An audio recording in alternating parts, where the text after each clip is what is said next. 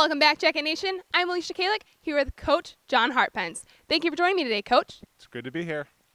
You're entering your 7th season here at Defiance College as a head cross-country coach. Except this year, you've added a new element into your life.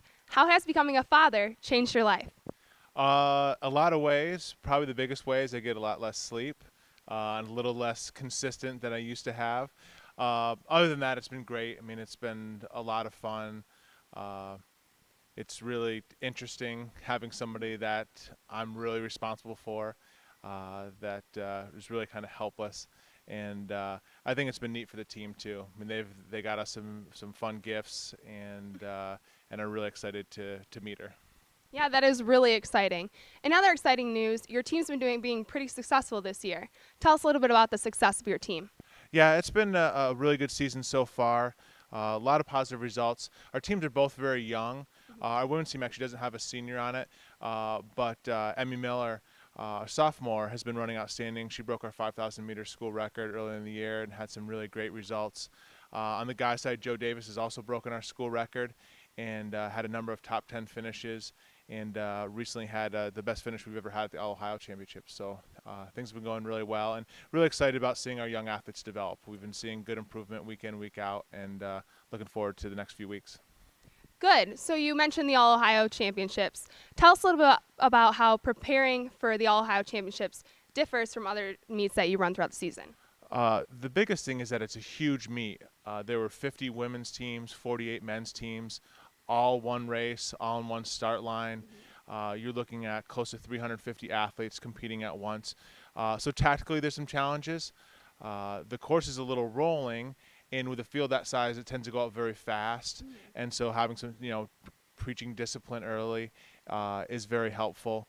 And plus the level of competition. We have Division I schools, Division II schools, Division III, NAI. And so it's really a diverse field that we don't see too often.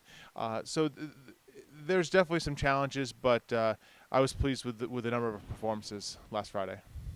Good. And what does it take as a coach? I know you'd mentioned Joe Davis and Emmy Miller being very successful this season. As a coach, what have you done to help them succeed? In a lot of ways, just hopefully providing some positive feedback and some constructive criticism at times. Trying to give them workouts that are going to help them improve.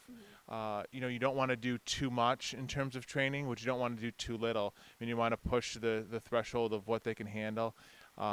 Stress the right physiological systems, and I feel like we've done a pretty good job of that this year. How is it possible to train a runner too hard? Well, the two ways we're going to measure workload are going to be volume and intensity. So as distance runners, generally in volume, we're going to look at the number of miles they run per day or per week. We keep track of weekly mileage, which can vary wildly kind of individually. From an intensity standpoint, we're going to look at how hard our workouts are. So on a given day, if we're doing lactate threshold type intervals, our guys might run about 5 miles total worth of that, where our women might run about 4 miles total. When we get back to mileage, Joe might run 80 miles a week, Emmy might run 35 miles a week. Both are at the high end of what they're able to handle. If you start adding too much volume, you start dealing with stress-related issues, shin splints, potentially stress fractures, tendinitis. Those kind of things start to happen if you start to add too much volume. So generally, we're going to take an athlete and try to build them probably over seasons and over years to get to where they were before. And for example, like with Joe, he's running 80 miles a week now. As a freshman, he was probably running about 40 miles a week. So it's taken years for him to get up to that point. But one of the goals is for all our athletes to continue to develop volume. It's going to give us a greater aerobic base. And probably the volume of fast running doesn't change, but the intensity will change as people get in better shape as we do the higher speed type work. Great. So you guys have been successful, like we've said a few times. What does the rest of the season look like for you? Well, we've got the Wilmington Invitational in 2 weeks. It's a pretty big, primarily Division III Invitational. It's about 40 teams down at Wilmington College. So that'll be a good level of competition heading into the conference championships, which are 2 weeks after that. We'll see 5 of the other HCAC schools at Wilmington, so it'll really give us a good measure of where we stand against some of those schools moving forward. Good. And after this season, what does the future look like for your team? Well, obviously for our distance group, they're going to be into track season next year. For the cross country squad in particular, we only lose Joe and Adam Grillo on the men's side, so we return a large portion of our group. Our whole women's team returns.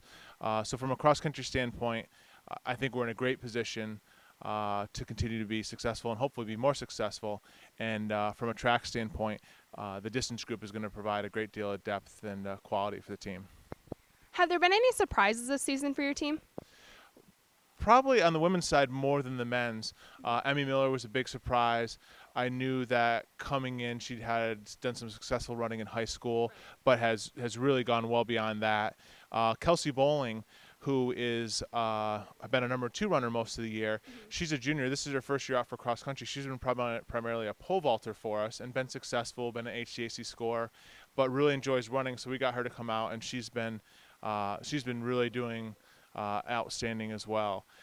So really pleased with that on the women's side. The guys' side was, I don't want to say a little more predictable, but we've been having good successes. But it's from a lot of guys that I knew were putting in the work, and so I'm not surprised that they're having the running the times and having the performances that they've had so far. Gotcha. So you are the men's and women's head coach. Is it different coaching women than it is men, or vice versa? It can be. A lot of it's personalities. You could probably stereotype men's and women's personalities differently, but it really is individual. Some people just respond better to different kinds of feedback. Some people respond better to different kinds of training. And so the teams can be different. How the team's doing as a squad can also affect how you'd coach that group too. Depending on the goals.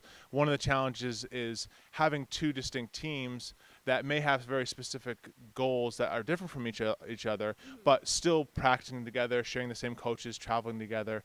So those create some of the challenges in terms of working with both teams. But fundamentally, I think with runners, all similar principles apply in terms of how you'd want to coach them, how you'd want to develop them on a large-scale basis. Well, it seems that you've done a great job this season. Thank you for joining us today, Coach Hartpence. Great being here. For more information, you can go to defianceathletics.com.